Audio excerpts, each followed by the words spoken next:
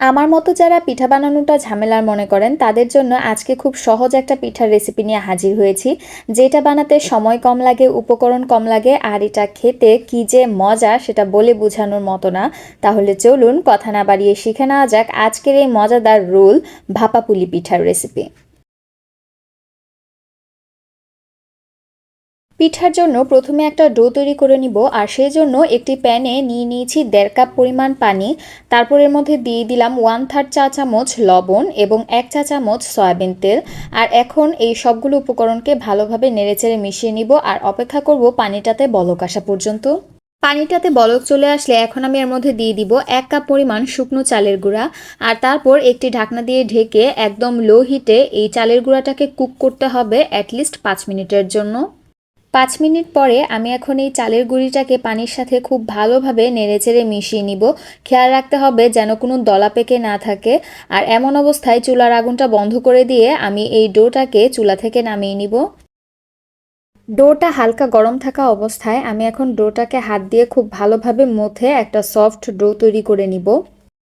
অন্যদিকে আমি এখন পিঠার পুরটা রেডি করব, আর সেই জন্য একটি প্যানে নিয়ে নিচ্ছি প্রায় 1.5 কাপ পরিমাণ কোরানো নারকেল, 1.5 কাপ পরিমাণ গ্রেট করে রাখা খেজুরের গুড়, ফ্লেভারের জন্য দিয়ে দিব 2টা এলাচ এবং 1 টুকরা দারচিনি।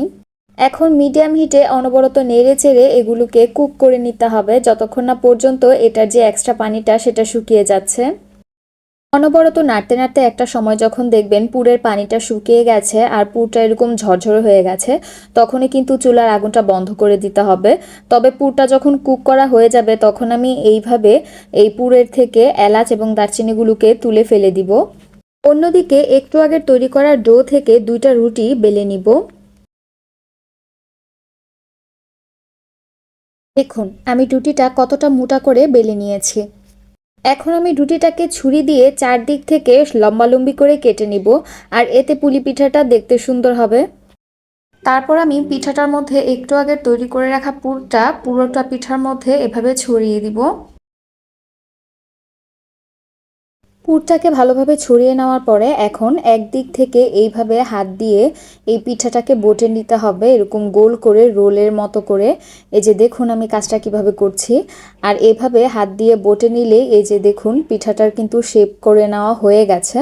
অন্যদিকে একটি রাইস কুকারে সামান্য পানি দিয়ে বসিয়ে দিলাম রাইস কুকারের স্টিমার, আর এখন তার উপরে দিয়ে দিব একটু আগে তৈরি করে রাখা 2টা পিঠা।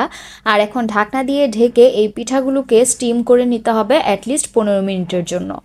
ফিরে আসলাম 15 মিনিট পর। এই যে দেখুন পিঠাগুলো কিন্তু খুব ভালোভাবে সিদ্ধ হয়ে গেছে, আর এখন আমি পিঠাগুলোকে চুলা থেকে নামিয়ে নিব।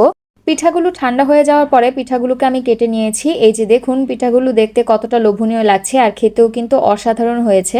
আশা করি আপনারা বাসায় অবশ্যই ট্রাই করবেন। আর ভিডিওটি ভালো লাগলে লাইক করবেন, শেয়ার করবেন এবং সাবস্ক্রাইব করে আমার চ্যানেলের পাশেই থাকবেন। ধন্যবাদ।